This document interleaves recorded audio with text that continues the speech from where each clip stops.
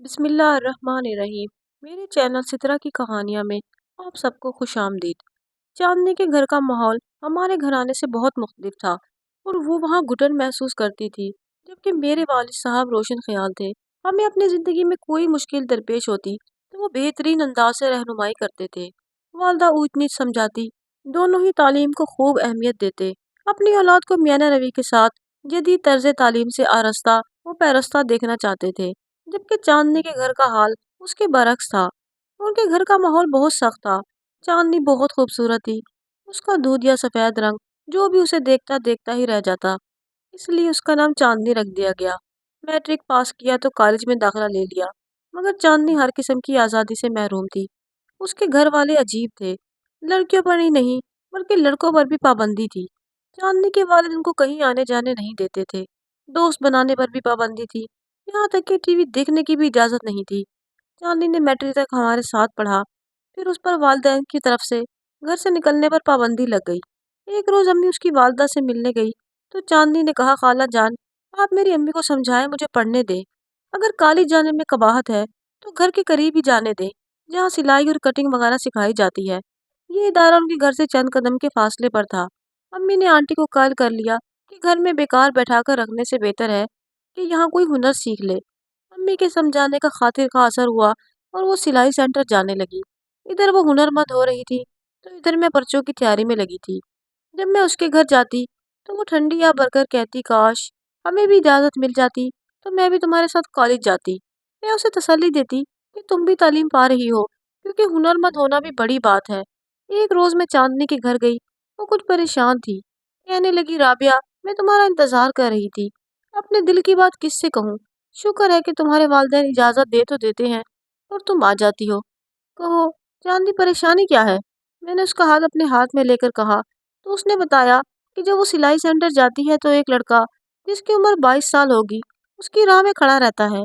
وہ اسے کہتا تو کچھ نہیں مگر اس کے پاس سے گزر جانے کا منتظر ہوتا ہے۔ اس کی پریشانی بڑھتی ہی جا رہی تھی۔ تم اس کی جانب متوجہ ہوئے بغیر خاموشی سے گزر جایا کرو، بالآخر خود ہی تھک کر راہ چھوڑ دے گا۔ کوئی بات کرے بھی تو جواب مت دینا، جب تک لڑکی متوجہ نہ ہو کسی کی مجال نہیں۔ وہ بیچاری کنویں کی مینڈک تھی، ڈرتی تھی کہیں اس کے والدین سلائی سینٹر جانے سے نہ روک دے۔ اگلے روز وہ گلی سے گزر رہی تھی کہ دو آوارہ لڑکے کہیں سے آ گئے اور اس پر آوازیں کسنے لگے۔ وہ گھبرا گئی کہ کیسے ان سے جان چھڑائے۔ اتنے میں وہی والا لڑکا جو اس کی راہ میں کھڑا رہتا تھا گلی سے برآمد ہوا اور دوڑتا ہوا ان بدماش لڑکوں کے سر پر پہنچ گیا اور ان کو للکارنے لگا۔ انہوں نے اسے گالی دی تو وہ ان پر کول پڑا اور تینوں گتھم گتھا ہو گئے۔ اس منظر کی تاب نہ لاتے ہوئے چاندنی تیز تیز قدم اٹھاتی نکل گئی۔ واقعی کہ اگلے دن وہ سلائی سینٹر نہ گئی۔ پھر چھٹیاں ہو گئی۔ چھٹیوں کے بعد سلائی سینٹر کھلا تو اس نے اس لڑکے کو اسی طرح منتظر پایا۔ اس بار میری سہیلی کا دل اس کے لیے کچھ نرم ہو گیا اور جب اس نے آگے بڑھ کر اسے بتایا کہ وہ بدماش جیل پہنچ گئے ہیں، اب کبھی تمہارے راستے میں نہیں آئیں گے، تو وہ شکریہ کہہ کر آگے بڑھ گئی۔ واقعی اس کے بعد پھر کبھی وہ بدماش دوبارہ نظر نہیں آئے، لیکن وہ اس کی راہ میں ہمیشہ کھڑا نظر آتا۔ بالآخر وہ سرخرو ہو گیا۔ ہفتہ بھر نظر نہ آیا تو میری سہیلی کو تشویش ہوئی، اسے کیا ہوا ہے جو 6 مہینے سے متواتر سردی گرمی دھوپ اور برسات میں ہمیشہ ایک جگہ بت کی مانند کھڑا رہتا تھا؟ کدھر چلا گیا ہے؟ کہیں کسی حادثے کا شکار تو نہیں ہو گیا یا بیرون ملک نکل گیا؟ انسان کی فطرت ہے، کبھی بے نیازی اور کبھی بے قراری۔ جب کوئی منتظر ہو تو برا لگتا ہے، نہ ہو تو فکر ہوتی ہے۔ میں نے تسلی دی، کچھ نہیں ہوگا، اچھا ہے جو باعث سے پریشانی تھا وہ اب نہیں رہا، جہاں بھی گیا ہماری بلا سے۔ دلوں کے معاملات اللہ ہی جانے، مگر دل بیچارہ اس بارے میں کافی بدنام ہے، یہ کسی کے قابو میں نہیں آتا، بس اپنی ہی منمانی کرتا ہے۔ بدقسمتی سے میرے امتحانات شروع تھے اور میں باوجود چاندنی کی منت سماجت کے ہر دوسرے چوتھے دن اس کے گھر نہیں جا سکتی تھی۔ پرچے ختم ہوئے تو اس کی امی آ گئی، کہنے لگی، چاندنی کچھ اداس ہے، تم کو یاد کر رہی ہے۔ دوسری کوئی اس کی سہیلی نہیں اور نہ وہ کسی کو گھر جا سکتی ہے، اس کے والد اجازت نہیں دیتے۔ تم کبھی کبھار آ جایا کرو، تم سے مل کر میری بیٹی خوش ہوتی ہے۔ اچھا آنٹی، میں کل آؤں گی۔ اگلے دن جب میں شام کو اس کے گھر گئی تو وہ شدت سے میری منتظر تھی۔ اوف، تم نے کتنا انتظار کروایا، اب تو میرا دل شک ہونے لگا تھا۔ میں نے کہا، چاندنی خدا نہ کرے ایسی کیا بات ہو گئی؟ بولی، ٹھہرو ذرا۔ پھر اس نے کمرے کا دروازہ بند کیا اور الماری سے ایک پرزہ نکال کر میرے ہاتھ میں تھما دیا۔ میں نے رکا کھولا تو اس میں لکھا تھا، ڈیئر چاندنی، तुम्हारी बेइतनाई ने मुझे बीमार डाल दिया है। तपती धूप में घंटों इंतजार की अजियत। तुम क्या जानो, एक हफ्ते तक जवाब न मिला तो ये दुनिया छोड़ जाऊंगा। फकत दिलावर। हैरत की बात थी कि उसने किस तरह चांदनी का नाम भी मालूम कर लिया था। जब तुम्हें उससे कोई दिलचस्पी नहीं तो वो खुदकुशी करे या अपनी मौत आप मरे। तुमको क्या बुखार है? हाँ बुखार है, तभी तो इतने दिन बुखार में पड़ी थी और तुम्हारे इंतजार में सुलग रही थी। आओ तो मेरे दिल की तकलीफ को बांटो। मैं तो कहती हूँ कि जाने दो उसे इस दुनिया से। तुम्हारी मुश्किल तमाम हो जाएगी, वरना फिर किसी मुश्किल में गिरफ्तार हो जाओगी। यार मजाक मत करो, मैं वाकई परेशान हूँ। देखो तुम छुट्टियां हैं, एक दिन मेरे साथ सेंटर चलो, खुद देख लेना उसे। तुम मुझे उसको क्यों दिखाना चाहती हो? मुझे उसके देखने की कोई आरजू नहीं। मैंने उसको घेरा तो चांदनी ने सर पकड़ लिया। मैंने पूछा आखिर तुम चाहती क्या हो? वो बोली मैं बस तुमको चाहती हूँ, उसने कहा और मैं हंसने लगी। तुम उसको जवाब देना चाहती हो है ना, यही बात है ना? मैं किसी दिन तुम्हारे साथ सिलाई मरकज चलूंगी। चांदनी को ढारस हुई। उसने तश्कर भरी नजरों से मुझे देखा, जैसे उसे किसी मुसीबत से निजात मिली हो। अभी हम बातें ही कर रहे थे, पड़ोस से एक लड़की आई। उसने चांदनी से कहा कि आपका फोन आया है। मेरे लिए फोन? वो हैरतज़दा हो गई। कहने लगी राबिया तुम जाओ और सुनकर मुझे बताओ, मुझे तो घर से निकलने की इजाज़त नहीं है। मैं उठ खड़ी हुई। किसका फ़ोन है सदफ? मैंने पूछा। जिसके लिए है वो खुद आई है नहीं और तुमको भेज दिया। हाँ इत्तेफाक से मैं चांदनी के पास बैठी थी और तुम जानती हो कि उसके घर का माहौल, वो तो नहीं आ सकती। क्या सेंटर से किसी सहेली का फ़ोन है? जी नहीं, ये तो कोई साहब है। ज़रा सोचो, अगर आज अम्मी घर पर होती और फ़ोन उठा लेती तो क्या होता? शुक्र है कि वो बाजार गई है। जानने के वालिद इतने सख्त हैं, फिर भी उसने हमारा नंबर दे दिया। क्या वो ऐसा कर सकती है? प्लीज जो भी है इसको बता देना कि आइंदा यहाँ फोन ना करे। अभी बात मुकम्मल ही ना हुई थी कि फोन की घंटी बजी। उसने उठाकर रिसीवर मुझे दे दिया। कौन साहब है? मैंने पूछा। मैं हूँ आदिल। उधर से आवाज सुनाई दी। ये नंबर तुमको किसने दिया? मैं ये नहीं बता सकता। बस समझ लो कि सदफ की एक करीबी मोहल्लेदार लड़की से मेरी भी कुछ रिश्तेदारी है और मैंने उसी से नंबर लिया है। क्या नाम है उसका? नाम नहीं बताऊंगा, बस चांदनी से बात करवा दे। मैं चांदनी ही बोल रही हूँ। आइंदा यहाँ फ़ोन मत करना। ठीक है नहीं करूँगा। बस एक बार ख़त का जवाब दे दो या मुझसे मिल लो। सेंटर से कुछ आगे एक छोटा सा आइसक्रीम बार है। कल वहाँ चांदनी आ जाए। बस 2 मिनट बात कर ले। मेरा वादा है, अगर वो ना चाहेगी तो मैं फिर कभी उसकी ज़िंदगी में नहीं आऊँगा। अच्छा ठीक है। ये कहकर रिसीवर रख दिया। डर था कहीं सदफ की अम्मी ना आ जाए। मैं चंद मिनट सदफ के पास ठहर कर चांदनी के घर आ गई। उसको बताया कि वही लड़का है और ये बात कही है उसने। वो परेशान नज़रों से मेरी तरफ देख रही थी। अब क्या करूं? उसकी घबराहट देखकर मुझे तरस आ गया। मैंने कहा घबराओ नहीं, मैं कल चलूंगी तुम्हारे साथ। हम ये किस्सा तमाम कराएंगे। समझो कि तुम अकेली नहीं हो। उसने मेरा हाथ अपने हाथ में ले लिया। शुक्रिया राबिया, अगर तुम ना होती तो न जाने क्या करती मैं। अगले दिन सुबह सवेरे इतला आ गई कि दादी जान इस जहान से गुजर गई हैं। वो हमारे शहर से 70 मील दूर एक गांव में रहती थी, जहाँ हमारा आबाई गांव था। फौरन हमें गांव रवाना होना पड़ा। मैं चांदनी को इतला भी न कर सकी। मैं 10 रोज गांव में रहकर जब लौटी तो हालात बदल चुके थे। सहमी सहमी परेशान चांदनी, जिसका आधा चेहरा नकाब में छुपा रहता था, वो आदिल से मिल आई थी। उसने बताया जब तुम नहीं आई तो मैं खुद सेंटर से आइस बार चली गई, क्योंकि डर था दोबारा उसको फोन सदफ के घर ना आ जाए। फिर तो राज खुल जाता। वो वहां मेरा मुंतजिर था। तुम साथ ना थी। दिल धड़क रहा था। इतनी तेजी से जैसे पहलू से निकलकर अभी बाहर आएगा। हिम्मत करके मैं उसके सामने पड़ी कुर्सी पर बैठ गई और लरजती आवाज में कहा कि कहो, क्या बात है? कौन सी जरूरी बात है? मैं आ गई हूँ, लेकिन अब तुम सदफ के घर फोन ना करना। तुम नहीं जानते कि मेरे वालिद कितने सख्त हैं। मेरा ख्याल छोड़ दो। आखिर मेरा नाम तुम्हें किसने बताया है? यही तजस्सुस तुम तक मुझे ले आया है। आखिर ऐसा मेरा कौन सा दुश्मन है जो मेरी राह में कांटे बो रहा है? वो जो भी है उसे छोड़ो, लेकिन जरूरी बात यह है कि मैं तुमसे शादी करना चाहता हूँ। वो तुम्हारे राह में कांटे नहीं, फूल बखेरना चाहता हूँ। ये नामुमकिन है। वालिद मुझको जान से मार देंगे। अच्छा फिर ठीक है, जल्द तुम्हें मेरे मरने की इत्तला मिलेगी। बस इतनी ही बात हुई और मैं जल्दी से घर आ गई। नहीं चाहती थी कि कोई मुझे वहां उसके साथ बात करते देख ले। ठीक है मेरी दोस्त, जो हो गया सो हो गया। अब तुम दोबारा वहां मत जाना और ना ही उसे मिलना। न जाने मोहल्ले की किस लड़की से वो हमारे नाम पते और हालात पूछता है। ये बड़ी खतरे वाली बात है। उसने वादा किया कि अब दोबारा वो खत लिखेगा और ना ही फोन करेगा। ये अच्छी बात थी, मगर वो अपने वादे पर कायम भी रहे। मेरा मशवरा है कि तुम सिलाई मरकज छोड़ दो। नहीं कर सकती साल भर की मेहनत ज़ाया हो जाएगी। मुझे इम्तिहान देने दो, डिप्लोमा तो ले लूँ। चलो, जैसे तुम्हारी मर्ज़ी। मैं क्या कह सकती हूँ? मैंने तो तुम्हारे भले को ये बात कही। उसके बाद मैं एक माह उसके घर ना जा सकी और ना कहीं मुलाकात हुई। वो इस कदर डरपोक लड़की थी, मैं तवक्को नहीं कर सकती थी कि इस एक मुलाकात के बाद दोबारा वो उस लड़के से मिलने जाएगी। मगर वो सेंटर जाने के बहाने उससे मिलने लगी। 2-4 मुलाकातों में ही आदिल ने उसको राम कर लिया और दोनों छुपकर शादी कर लेंगे। जब वो सिलाई सेंटर से आदिल के साथ घर से निकली, इन दिनों हम दादी जान की 40वें पर गाँव गए हुए थे। ये खबर वापसी पर उसकी माँ ने अम्मी को बताई तो मेरे पैरों तले जमीन निकल गई। मैंने उसके भले के लिए उसकी वालदा को आगाह कर दिया, जो कुछ मैं जानती थी, मगर आगही से कोई फायदा ना हुआ। जाने वाले तो उनकी इज्जत खाक में मिलाकर जा चुकी थी। तभी आंटी ने कहा, बेटी अब वो हमारे लिए मर चुकी है, लौट कर आए भी तो कौन उसे कबूल करेगा। अच्छा है जहाँ गई है वहीं मर जाए, तभी मैं सुख का सांस लूंगी। मैंने आंटी के दुख का पूरी तरह अंदाजा लगाया। हम अब क्या हो सकता था। काश मैं उसके जाने से पहले उनको आगाह कर सकती। मैंने बीए कर लिया और फिर मेरी शादी अपने अजीज़ों में हो गई। मैं लाहौर आ गई।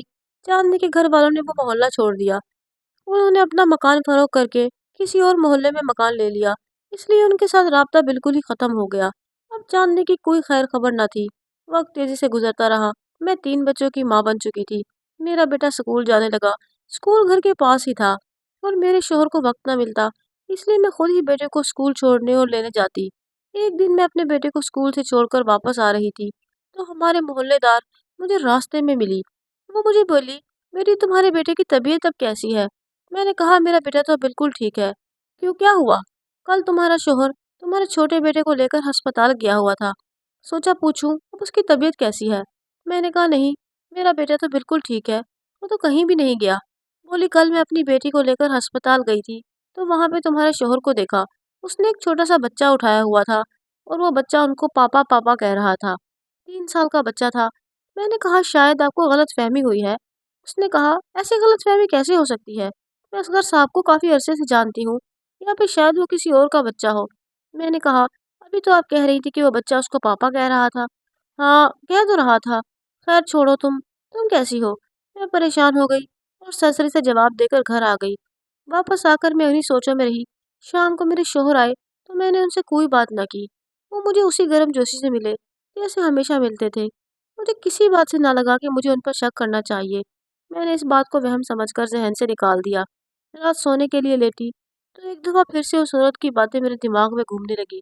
मैंने सोचा कि मुझे गौर करना चाहिए और अपने शोहर पर नज़र रखनी चाहिए।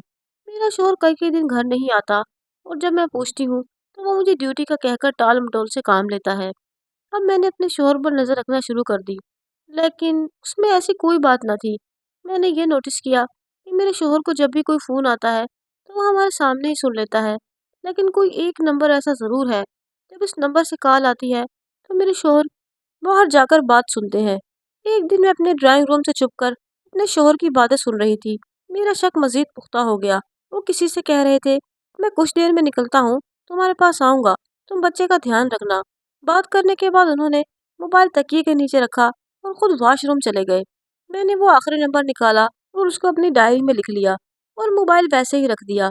जब वो चले गए तो मैंने उस नंबर पे कॉल की। किसी औरत ने फ़ोन उठाया। मैं परेशान हो गई। उससे पूछा, आप कौन बात कर रही हैं?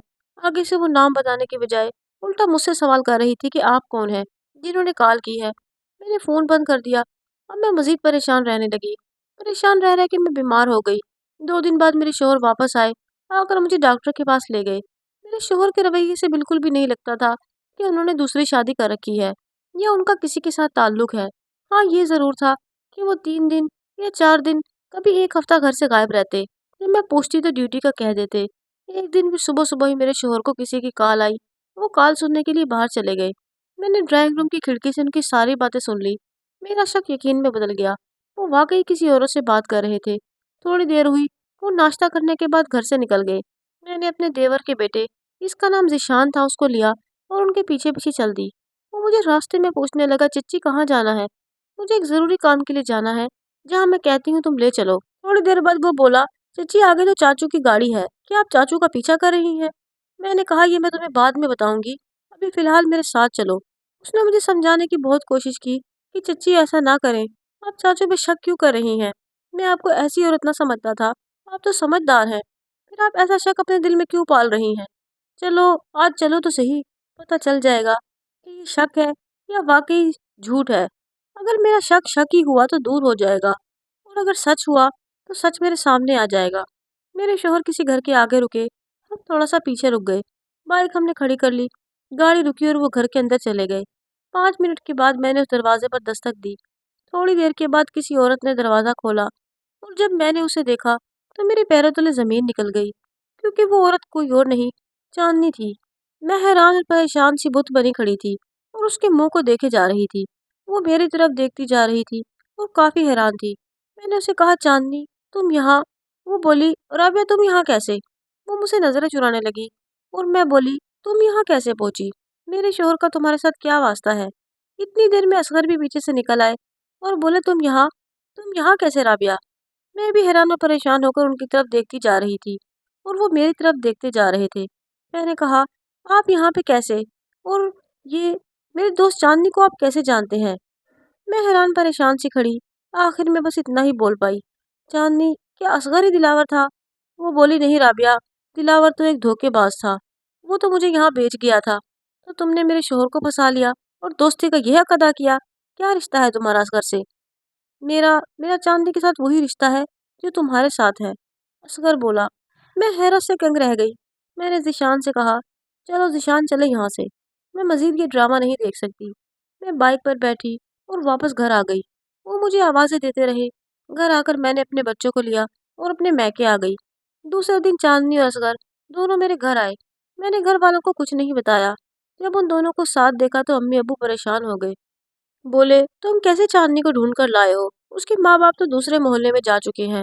वो तरह तरह के सवालात कर रहे थे, जबकि असगर और चांदनी ने बस इतना कहा कि राबिया कहाँ है। किसी के सवाल का जवाब नहीं दिया। माँ ने कहा कि वो अपने कमरे में है। वो सीधे मेरे पास आ गए। मैंने जब देखा तो वो धाड़े मार मार कर रोने लगी। जो बंद कल से बंधा हुआ था वो एकदम से टूट गया।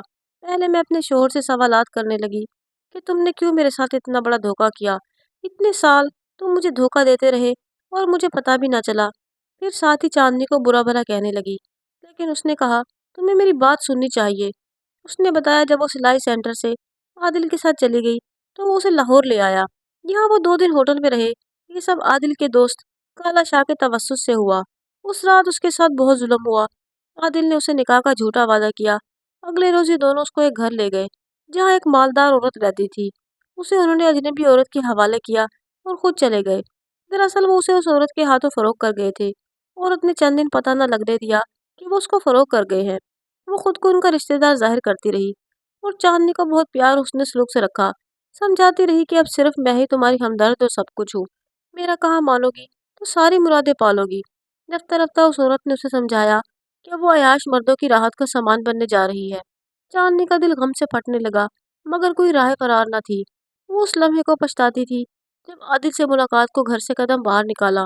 1 साल तक वो ऐसी जगह रहने पर मजबूर रही जहाँ वो एक लम्हे को भी न रहना चाहती थी। हर वक्त वहां से निकल भागने के बारे में सोचती, और आखिर एक रोज उसे मौका मिल गया। वो फरार होकर रेलवे स्टेशन पहुंची और रेल में सवार हो गई। मेरे शोहर रेलवे ऑफिसर थे।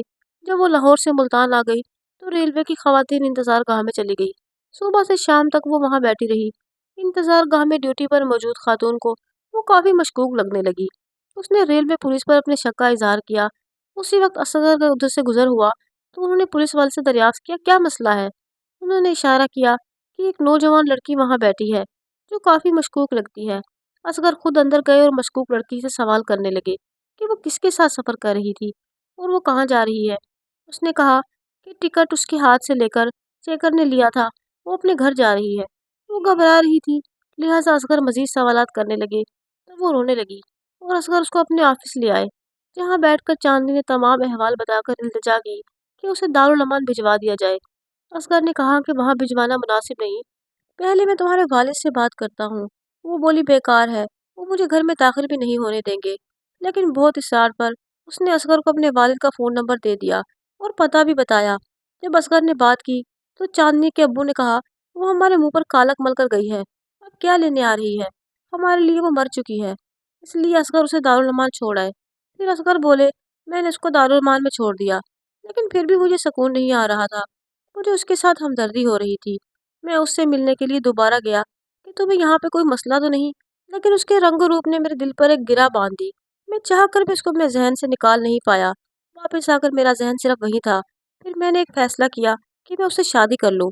मैं तुम्हें बताना चाह रहा था, लेकिन जब पहले ही दिन चांदनी से तफसील से बात हुई तो उसने मुझे बताया कि वो इस मोहल्ले से है।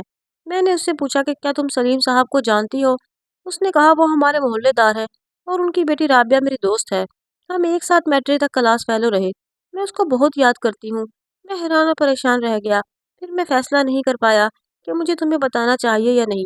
मैंने चांदी से जिक्र किया कि वो मेरी बीवी है। वो सख्ते में आ गई। उसने कहा मैं तुम्हारे साथ नहीं रह सकती। मैं अपनी दोस्त को इतना बड़ा धोखा नहीं दे सकती। मैंने उसे कहा कि मैं तुम्हें अब तलाक नहीं देना चाहता, इसलिए राज ही रखो। राबिया को इस बात का पता नहीं चलना चाहिए, क्योंकि मेरी शादी का दुख अलग है, लेकिन मेरी उसकी दोस्त के साथ शादी का दुख वो बर्दाश्त नहीं करेगी। इसलिए आज तक तुमसे हमने छुपाए रखा। मैंने चांदनी को तो माफ कर दिया कि उसने जो किया लाइल्मी में किया, लेकिन मैं अपने शोहर को माफ नहीं कर सकी। उससे कहा कि मैं तुम्हारे साथ नहीं जाना चाहती। मैं घर वापस नहीं जाऊंगी। मुझे तलाक चाहिए। तुमने मुझे धोखा दिया है और तुमने मेरी इजाज़त के बगैर शादी की है। वैसे भी मैं बटी हुई मोहब्बत के साथ ज़िंदगी नहीं गुजार सकती। तुम्हें अब चांदनी मुबारक हो। मुझे तलाक भिजवा देना। सब ने, मेरे घर वालों ने भी मुझे समझाया, असगर और चांदनी ने भी, लेकिन मैंने किसी की बात न मानी। कल आखिर वो दोनों चले गए। एक महीने बाद असगर फिर से मुझे लेने आए। मैंने पूछा चांदनी कहाँ है और तुम मुझे क्यों लेने आए हो। मैं तुम्हारे साथ नहीं जाना चाहती। तलाक भिजवाने को कहा था।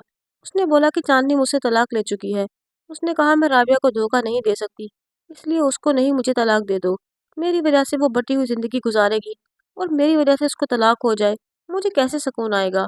इसलिए तुम मुझे ही तलाक दे दो। लेकिन मैं फिर भी अपने शोहर के साथ वापस नहीं जाना चाहती थी।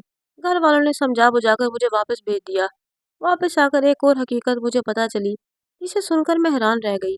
चांदनी अपने चचा के मोहल्ले में चली गई। असगर ने उसको वहाँ पे एक मकान खरीद दिया, जहाँ वो बच्चों के साथ रहने लगी। असगर बाकायदगी से हर महीने उसे कुछ रकम भिजवाते रहे। उसके बाद उनका तबादला कराची हो गया तो हम कराची चले गए। असगर फोन करके बच्चों का हाल अहवाल पूछता रहता। मेरी भी चांदनी से कभी कभार बात हो जाती। वो मुझे कहती मैंने बस अपनी गलती का पछतावा किया है, अनजाने में ही सही, मैंने तुम्हें दुख दिया है। अब मैं अपनी जिंदगी से मुतमईन हूँ। मैं उसको माफ कर चुकी थी। एक दिन अचानक खबर मिली कि चांदनी ने खुदकुशी कर ली है और उसकी मौत वाकई हो गई है। हम फौरन वापस आए, लेकिन मैं हैरान थी कि उसने खुदकुशी क्यों की है। उसने ये फैसला खुद किया था। मैं खुद को गुनहगार समझने लगी और कुछ दिन वहां रहने के बाद मैं उसको बच्चों को भी साथ लेकर वापस कराची आ गई। अब मुझे एक पल भी सुकून न मिलता। खौफ की वजह से मैं सख्त परेशान थी। लेकिन कुछ दिनों बाद हकीकत खुली कि उसकी चचा उसकी शादी जबरदस्ती उसकी चचाजाद से करना चाहते थे, जो पहले ही दो बीवियों और 6 बच्चों का बाप था।